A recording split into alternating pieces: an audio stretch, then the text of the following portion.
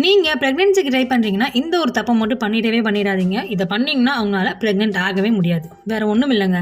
Vitamin D உங்கள் உடம்புல குறைபாடாக இருக்கிறது. இதுக்கு முக்கியமான காரணம் சன்லைட்டில் எக்ஸ்போஸ் ஆகாமல் இருக்கிறது. ஸோ நம்ம உடம்புக்கு விட்டமின் டி தேவைன்னா நம்ம சன்லைட்டில் எக்ஸ்போஸ் ஆகணும். நேச்சுரலாக நமக்கு உடம்புக்கு விட்டமின் டி கிடைக்கும்.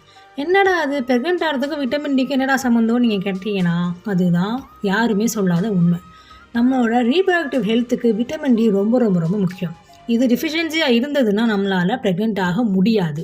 ஸோ முடிஞ்ச வரைக்கும் விட்டமின் டி நேச்சுரலாக சன்லேருந்து எடுத்துக்க பாருங்கள். ஒரு நாளைக்கு ஒரு 20லேருந்து அரை மணி நேரம் சன்னில் எக்ஸ்போஸ் ஆகுங்க. முடியாத பட்சத்தில் நீங்கள் டேப்லெட் எடுத்துக்கலாம். இல்லைன்னா விட்டமின் டி இருக்கக்கூடிய உணவுகள் நீங்கள் நிறையா எடுத்துக்கலாம். காய்கறிகள், முட்டை, மீன் இந்த மாதிரி நிறையா இருக்குது. நீங்கள் கூகுளில் பார்த்தீங்கன்னாலே உங்களுக்கு வரும். ஸோ விட்டமின் டி டெஃபிஷியன்சிங்கிறது ரொம்ப முக்கியமான ஒரு விஷயம். உங்களுக்கு டிஃபிஷியன்சி இருக்குது அப்படின்னா உங்களால் கண்டிப்பாக ப்ரெக்னென்ட் ஆகவே முடியாது. ஸோ அதை கரெக்ட் பண்ணிங்கன்னா உங்களால் கண்டிப்பாக ப்ரெக்னென்ட் ஆக முடியும். இதை பற்றி நிறையா டாக்டர்ஸ் பேச மாட்டாங்க. பட் இதுதான் உண்மை. ஸோ விட்டமின் டி இருக்கிற ஃபுட்ஸ் நிறையா எடுத்துக்கோங்க. தேங்க்யூ ஃபார் வாட்சிங்.